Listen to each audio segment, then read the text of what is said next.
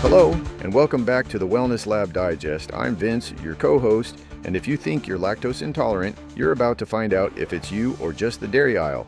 And I'm Haze, and I'm here to gently guide Vince away from his deep and abiding love for all things cow and into the future of beverages. Today, we're utterly obsessed with plant-based milks. Don't worry, we won't judge your choices.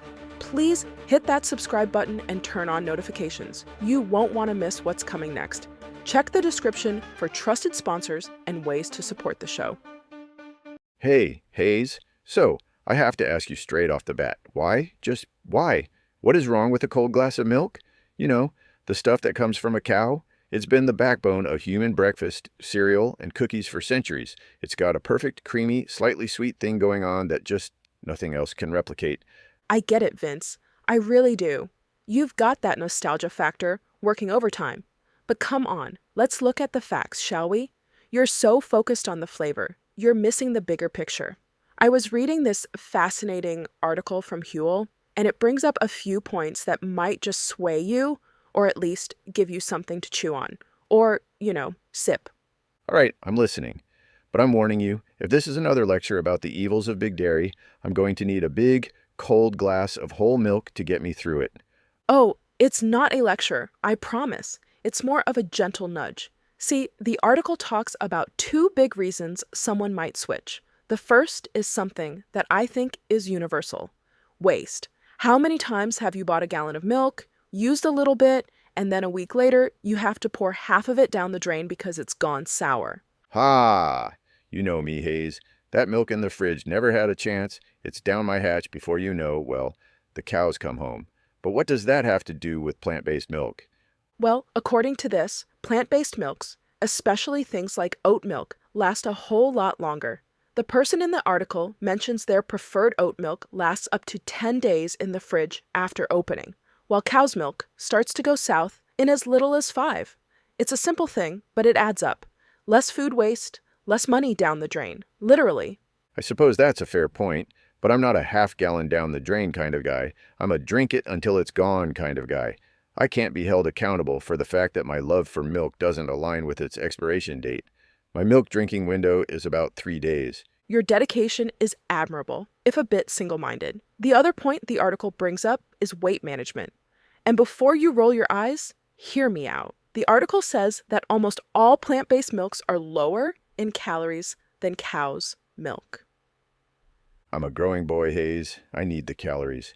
You're a grown man, Vince, and a lot of people are trying to manage their weight without feeling like they're giving up their morning routine.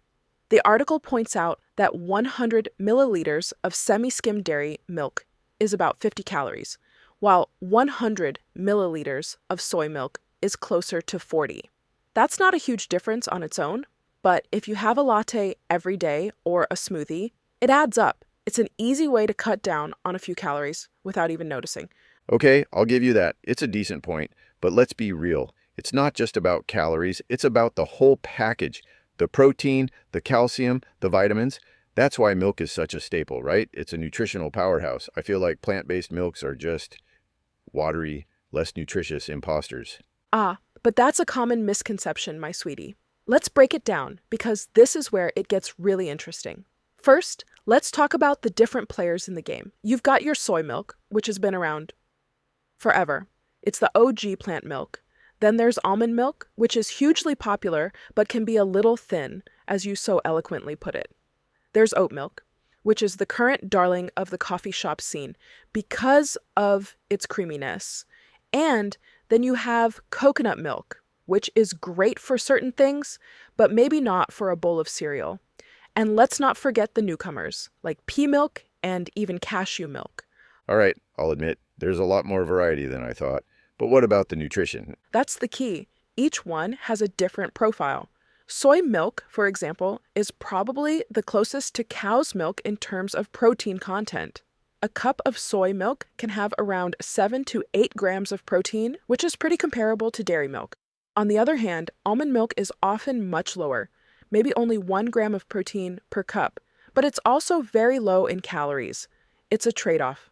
So you're telling me you have to choose your plant milk based on your nutritional goals? That's a lot of work. With milk, you just pour it and go. It's not work, it's empowerment. It's about being intentional. If you're a vegetarian or vegan who needs more protein, soy milk is a fantastic choice. If you're just looking for a low-calorie alternative for your coffee, almond milk works great. And if you want something creamy that foams up well for your lattes, oat milk is the clear winner. You can also get many of them fortified with calcium and vitamin D, so you're not missing out on those essential nutrients. But what about the taste? I mean, almond milk tastes like watery nuts, and oat milk tastes like liquid oatmeal. It's just not the same. You're missing the point. It's not supposed to be the same. The beauty is in the variety. A good oat milk latte has a warm, subtly sweet flavor that complements the coffee beautifully. It doesn't overpower it like some dairy milks can. And soy milk has a distinct, slightly beany flavor that works wonderfully in savory dishes and certain smoothies. You have to think of them not as milk substitutes, but as unique ingredients in their own right. You're starting to sound a little preachy, Haze. I thought this wasn't a lecture. I'm just saying I like my milk to taste like milk. Simple, classic, timeless. Ugh, your palate, Vince, is a simple one. But that's okay. Let's move beyond personal taste for a moment and talk about another major factor, the environment. Now, this is where a lot of people make the switch. And it's hard to argue with the facts. I'm guessing the cow is not the most eco-friendly animal. You got it. Producing cow's milk requires a lot of resources, a staggering amount of water, land, and it generates greenhouse gas emissions. When you compare that to, say, oat milk, the difference is huge. Oat milk production uses significantly less water and land, and it has a much smaller carbon footprint. Almond milk, on the other hand, uses a lot of water to grow the almonds, so that one is a bit more of a mixed bag environmentally. Soy milk is somewhere in the middle. It's not a perfect system, but generally speaking, plant-based milks are a much greener choice. So you're telling me my morning bowl of cereal is single-handedly contributing to global warming?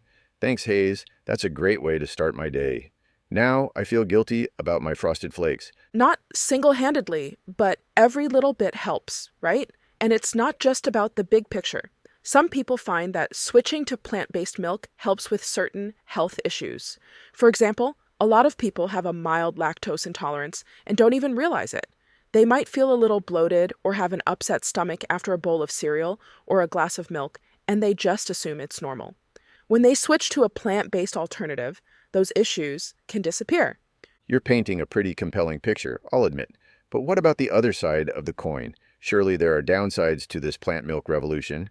Oh, of course, everything has a downside. First, there's the cost. Plant-based milks can be a lot more expensive than dairy milk, especially if you buy the fancy organic ones. The ingredients can vary wildly, and some brands add a lot of sugar or stabilizers to improve the taste and texture, so you have to be a little more careful about what you're buying. You can't just grab the first carton you see.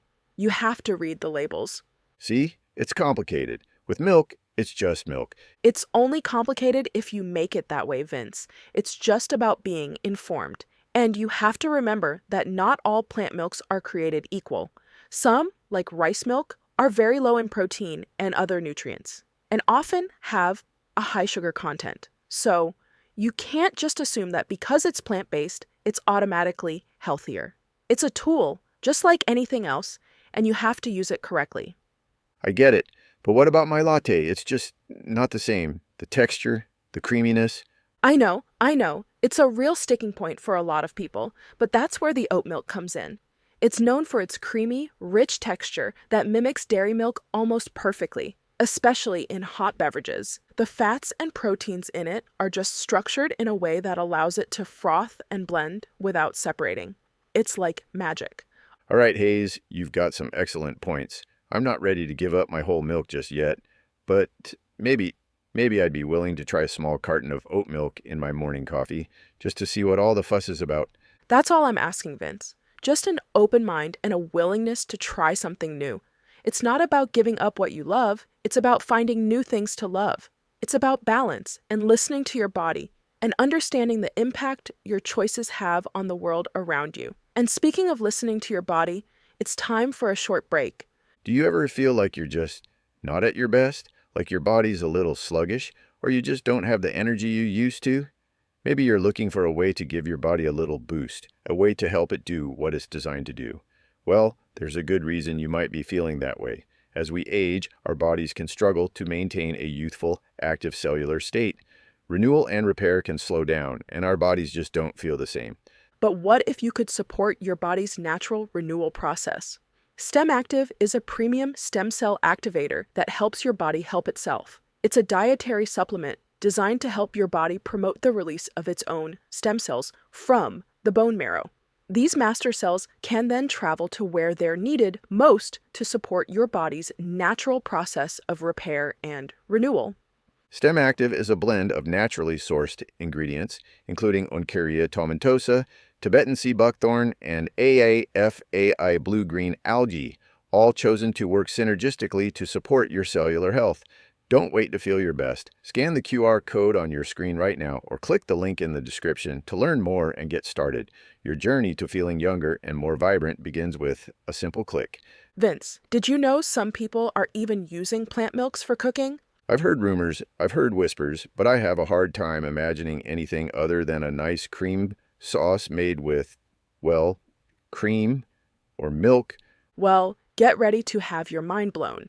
Oat milk, in particular, is an amazing secret ingredient for creamy sauces and soups. Because of its naturally creamy texture, it thickens up beautifully and adds a subtle, nutty flavor that works really well in a lot of dishes, from mac and cheese to creamy tomato soup. And for baking, almond and soy milk are often used as a direct substitute for dairy milk. They don't have a strong flavor, so they don't mess with the recipe. Okay, I'll admit that's interesting. I never thought about that. I just assumed it was for coffee or cereal. See? It's not just about a simple substitution. It's about a whole new world of culinary possibilities. You can get creative with it. Try making a vegan curry with coconut milk or a creamy mushroom risotto with oat milk. The possibilities are endless. So let's say I get a carton of oat milk. What if I just don't like it? What if I try it and it's just not for me?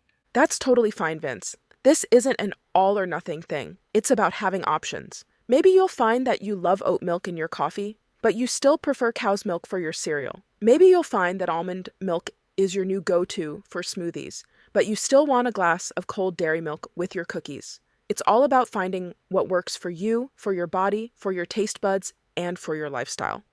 I just don't want to be one of those people. You know, the I only drink oat milk, and I'll tell you all about it people.